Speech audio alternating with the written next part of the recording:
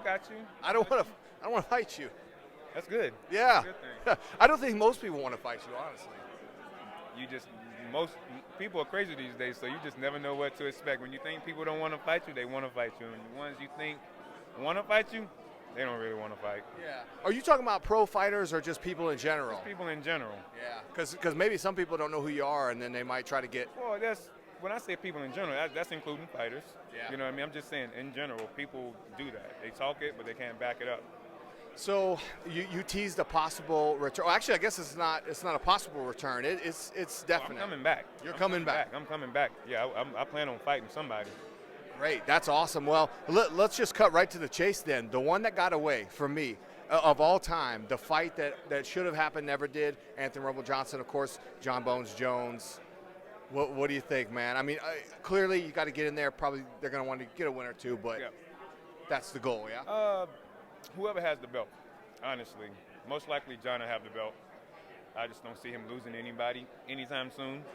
But if it's John, I plan on fighting John. So we'll just see. I'm not trying to discredit anybody or look over anybody else.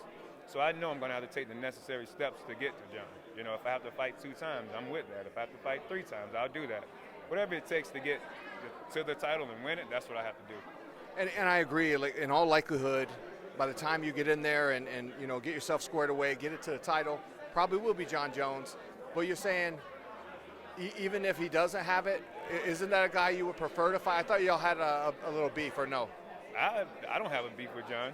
Okay, I have that wrong. Yeah, I mean, if he got a beef, that's on him. The belt is the beef. Yeah, that's all it is. It's nothing personal. We're just athletes. We're competitors. You know, he has what everybody else wants, and he knows he has to keep it and do what he needs to do to keep it, you know? And everybody's gunning for him, and he knows that. So we'll see what happens. Like you said earlier in the press conference, you left the sport on your own terms. Of course, with a fighter's mentality, even though you had other things, possibly greener pastures, no pun intended, weed business, joke, no? All right. You moved on to greener pastures, right? But that bug never leaves you, right? Like you always, especially, I mean, somebody who's as good as you are. I mean, it's a gift. No, it left me. When I was out of MMA, I had nothing to do with it. I wanted nothing to do with it. I was burnt out. From inside of the octagon to outside of the octagon, I was burnt out, you know. People don't realize we have the same issues in the same 24 hours as everybody else does. They think that everything's handed to us on a platter, but it's not that easy. This is a brutal sport. It's a tough sport. It's a lot of snakes in the grass out there, you know, but that's any sport. But when I was done, I was done. I wanted nothing to do with it.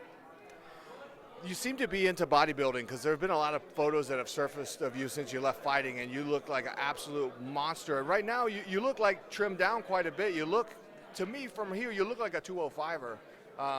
Because there was a time I thought, man, maybe he's just going to bulk up so much to where it's going to be unreachable to attain that weight. But right now, how does your weight compare to it did when you were an active fighter? When I wasn't fighting? No, when you were active. Oh, an active fighter. Right now, this is my walk-around weight, even when I was fighting, you know, all the time. I was always between 230 and 235, dropping to 205. So right now, my body's pretty much, I'm leaner than what I was a few years ago, but that was just due to the bodybuilding and stuff like that. I got bigger and leaner and all that stuff.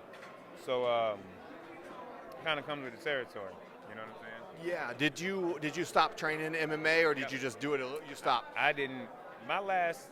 Before I decided to come back, my last punch was in that octagon against DC. Oh, wow. That's crazy, man.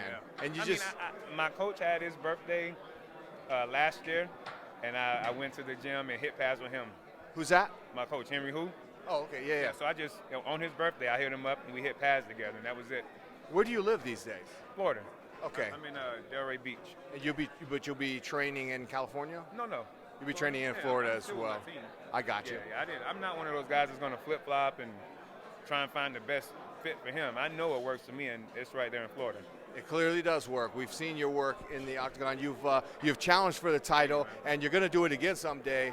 I have no choice. That's like my mission in life right now, is to get a title. Bonus round, real quick. During this press conference that we had, someone asked you about your about your cannabis ventures, and they were trying to throw you a pitch so that you could plug your company. I was wondering. Yeah, but you know, this is a press conference about the sport, not about all of that. So I try not to. Oh, I hear you. Don't want to take the shine. Yeah, I'm not trying to take shine. I'm not trying to get people talking about something that's absolutely has nothing to do with this sport. You know, the focus should have been on all the guys up there and what's up and coming for them. You know what I mean? And what they're going to do next in the future for themselves. Not about, you know, what business are you in? How much are you doing? Like, do you love it? I'm like, of course I love it. You know what I mean? Who wouldn't love it? So I just want it to be solely based on fighting and, you know, and all that. That's it. Well, because as we heard earlier, you know, once you start to come into a little bit of money and things like that, cousins start coming out of the woodwork. So I can see why you want to stay low key about it. Well, that I don't work that way. You know what I mean? If my family needs me, or like Khabib said, cousins come out of the woodworks and stuff like that, that's fine. I'll help them and try and guide them as much as I can. But I still got to do me.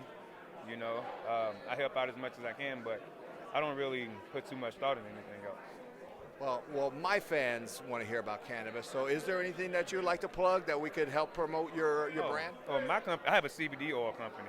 It's called Competitive Body Development, CBD. You know, just a group of guys, 4 of us, that just we met. We just kind of put it together and we made this business, and it's still in works and stuff like that. We're talking to different companies and stuff like that in other countries to get our products over there. So it's all working out. You know, as far as the cannabis stuff, that's up in Canada. That's where I'm at, up in Canada with my guys up there. That's a good move. That's a good move because it's full legal there. Yeah. Here we just have state by state. It's terrible here. It's terrible. But the government they're getting their head out of their ass. You know what I'm saying? Because they know how much money they can pull in from taxing and stuff like that. Every day, how much you think a dispensary makes a day? A ton. It's crazy. A ton. You know what I'm saying? So Uncle Sam would be a fool to say, no, we don't want none of that. And especially when people need it. People need this product. You know, if you truly need it, get it. The government shouldn't be sitting there putting people behind bars for having something that can help you and that you need. So weed ain't never killed nobody, I don't think. You know, marijuana, I should say. No, it has not. Alcohol and hardcore drugs have killed people.